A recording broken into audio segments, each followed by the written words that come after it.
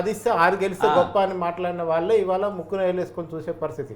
ఒక రంగా చెప్పాలంటే జనసేనకి ఇంకొక 5 సీట్లు 10 సీట్లు ఇచ్చినా గెలిచే అవకాశం ఉండనేమో.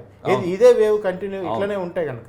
కానీ జనసేన ఒకప్పుడు 50 సీట్లు అడుగుతుందన్న ప్రచారం నెరేషన్ ఎట్లయితే స్టార్ట్ అయిందో, అసలు బీజేపీకి 17 మీద అందరూ తలాలు బాదుకున్నారు కదా. బీజేపీకి 1% ఉన్న బీజేపీకి 10 అసెంబ్లీ సీట్లు ఇవ్వటం ఏ లెక్కన చంద్రబాబు మరీ దిగజారిపోయి త్యాగాలు చేసి అమిత్ షా ఇంటి ముందర గంటలు నిలబడి పొత్తు పెట్టుకొని వచ్చాడు అనేది కూడా మనం ఆ నేరేషన్ కూడా చూసినాం.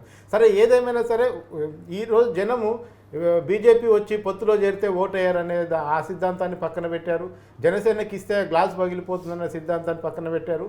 ఇప్పుడు మనకు కావాల్సింది ఈ రాష్ట్రానికి జనం దృష్టిలో నాకు అనిపించింది ఏంటంటే ఈ రాజధాని అంశాన్ని తేల్చకుండా 3 రాజధానుల విషయంలో కన్ఫ్యూజన్లో పెట్టడం, ముఖ్యంగా యూత్ అనేవానికి ఉద్యోగం అనే విషయంలో కూడా మనకు మొదటి నుంచి మనకు తెలిసిన సెక్టార్లు ఏంటంటే యూత్ గవర్నమెంట్ ఉద్యోగులు ఖచ్చితంగా ఈ ప్రభుత్వానికి ఓటేయట్లేదు అనేది అందరూ డిసైడ్ అయిన అంశం.